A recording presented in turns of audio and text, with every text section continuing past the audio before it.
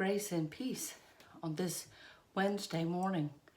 We started this week, Monday, Easter Monday, with a little passage from from Philippians 2.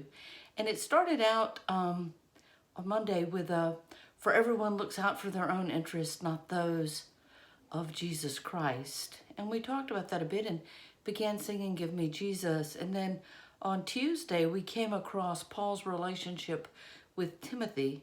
And he says, I am confident in the Lord that I myself will come. And we saw Paul's confidence in Jesus, even in his sickness and in his imprisonment, to be something that he was comfortable with. He was certain in that. And today we continue with that passage after Paul is confident that he's going to be able to send Timothy and that he too will be able to come to visit the church at Philippi. And today we're beginning in verse 25. But I think it is necessary to send back to you Epaphroditus, my brother, co-worker, and fellow soldier, who is also your messenger, whom you sent to take care of my needs, for he longs for all of you and is distressed because you heard he was ill.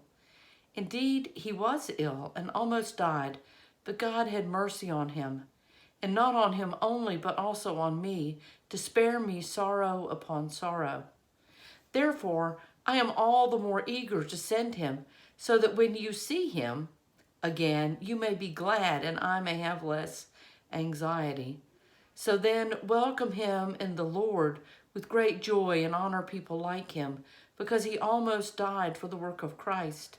He risked his life to make up for the help you yourselves could not give me.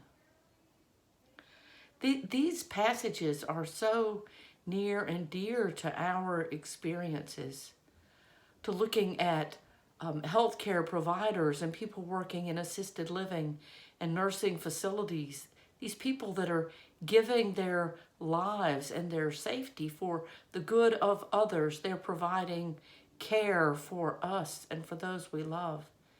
And we find ourselves at the same time limited in the care that we can give, even limited in the care that we can receive. I wonder if we're finding now the value in just the presence of the other, just what it meant to have them around, to know that they could come and share a meal, and now we find that we can't. And Paul has experienced this, and he says that for them to be well again is to save him sorrow upon sorrow. It does feel like sorrow upon sorrow, doesn't it? I'm certain those of you that have experienced the tornadoes and the flooding and even the major car crash this morning in Chicago, for those of you that have experienced these other things, you can sympathize with Paul, can't you? This sorrow upon sorrow. And we lift our hearts in gratitude for those who are giving the help that we cannot give. In fact, that's probably the scariest thing about all of this, is that if you go in the hospital for virtually anything, your loved ones cannot come with you and sit with you, and you can't sit with them. I can't go and sing with the people at Heritage Green, but I have to trust that there's someone else there providing the care and the support that I cannot give. And then I have to look around and see where there's care and support for me that doesn't come from the places that I'm used to getting it. How can I access and know that care? Maybe it's in those delivery people. Or maybe it's just in thoughts and phone calls, in text messages sent.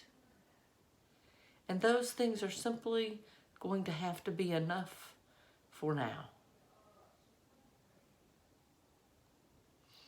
One of the verses in Give Me Jesus is when I am alone.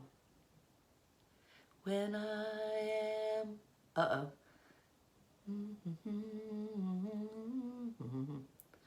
when I am alone, when I am alone, give me Jesus.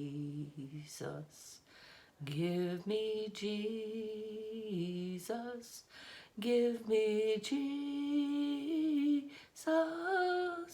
You can have all this world. Give me Jesus. Oh, when I am alone. Oh, when I am alone. When I am alone. Give me Jesus. Give me Jesus.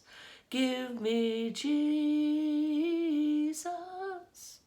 You can have all this world. Give me Jesus.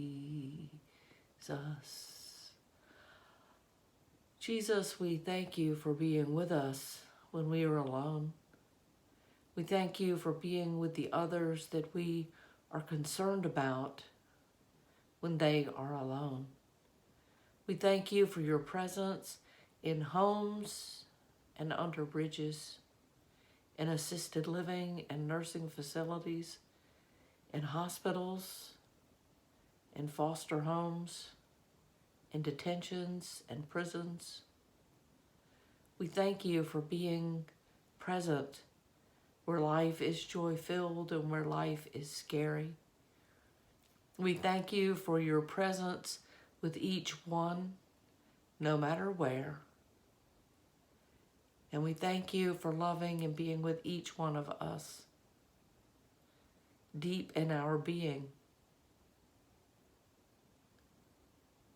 And you are all we need.